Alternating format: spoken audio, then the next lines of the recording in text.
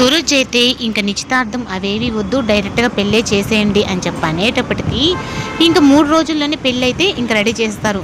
ఇంక జోష్న అయితే సూరజ్ ప్రేమలో అయితే పూర్తిగా మునిగిపోతుంది. ఇంక సూరజ్ లేకపోతే తను బతకలేనంతగా అయితే మారిపోతుందనమాట.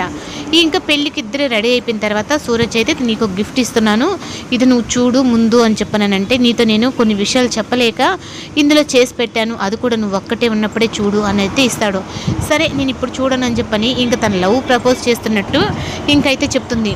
నువ్వు ఎక్కువగా అనుకుంటున్నావు అంటే, లేదురా నువ్వు నా ఊపిరి అయిపోయావు అన్నట్టుగా అయితే తను చెప్పిన తర్వాత ఇంకా సూరజ్ అయితే నీకు అసలు విషయం చెప్పాలి, కానీ ఇప్పుడు చెప్పే సమయం కాదు నాది అన్నట్టుగా అంటారు. ఈ లోపల ఇంకా మాలిని అందరూ అయితే పెళ్లి మండపానికి వచ్చేసిన తర్వాత బాగున్నారా బాబాయ్ అంటే, దీపని అమ్మ తనని ముందు సీట్లోనే కూర్చోబెట్టు, ఈ పెళ్ళి జరగదు అని చెప్పి అనింది కదా, అందుకని ఈ పెళ్ళి తనే ముందుగా చూడాలి అంటే, అయ్యో ఈ పెళ్ళికి నేను లేకపోతే ఎలా బాబాయ్, నేనే కదా ముఖ్యంగా ఉండాల్సింది అని చెప్పని అంటుంటే, సరేలే ఏదోలే అని చెప్పనైతే అనుకుంటారు.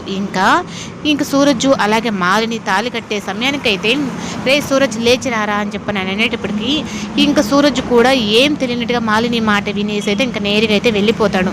ఇంకా అలా వెళ్ళిపోయేటప్పటికి ఇంకా అలా ఒక పక్క జోష్నకి అలాగే అందరికీ షాక్ అనమాట. ఏంటి మాలిని మాట వినే కానీ వెళ్ళిపోతున్నాడంటే, ఇంకా అసలు విషయం అయితే మాలిని అంటుంది, ఏంటి నేను లేచి రమ్మని కానీ లేచి వచ్చాడు అంటున్నారా, వాడు ఎవడో కాదు నా కొడుకు, స్వయాన నా కొడుకే అని చెప్పి నేను అనగానే, ఏ కుటుంబం అయితే ఈ ఇంట్లో కలవకూడదు అని చెప్పి నేను అనుకున్నానో ఇప్పుడు ఆ కుటుంబంలో వాడినే ప్రేమించిందా అన్నట్టుగా ఇంక అందరూ షాక్ అయ్యి ఇంక శివనారాయణకి అయితే గుండెపోటు వచ్చేంత పని అయితే అవుతుంది. ఇంకా అలా చెప్పిన తర్వాత కార్తిక్ అందరినీ అయితే మోసం చేసినట్టుగా అయిపోతుంది. కార్తిక్ అయితే మాత్రం చాలాసార్లు తను ఆ తాత దగ్గర ఉన్నట్టుగా నాకు చాలాసార్లు అనిపించింది, ఇది నిజమే అయి ఉంటుందా అని చెప్పి అన్నట్టుగా.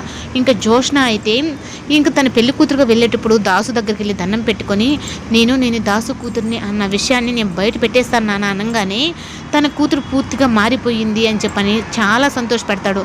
ఇప్పుడు కానీ నువ్వు ఆ నిజం బయట పెట్టావు అంటే చాలా ప్రాబ్లమ్స్ వస్తాయి అంటే, ఏ ప్రాబ్లమ్స్ వచ్చినా నాకు అనవసరం, నేను మాత్రం దాసు కూతురుగానే ఈ పెళ్లి పెట్టెల మీద ఎక్కాలి అన్నట్టుగా చెప్పేటప్పటికి ఇంకా దాసుకు అయితే షాక్ అనమాట.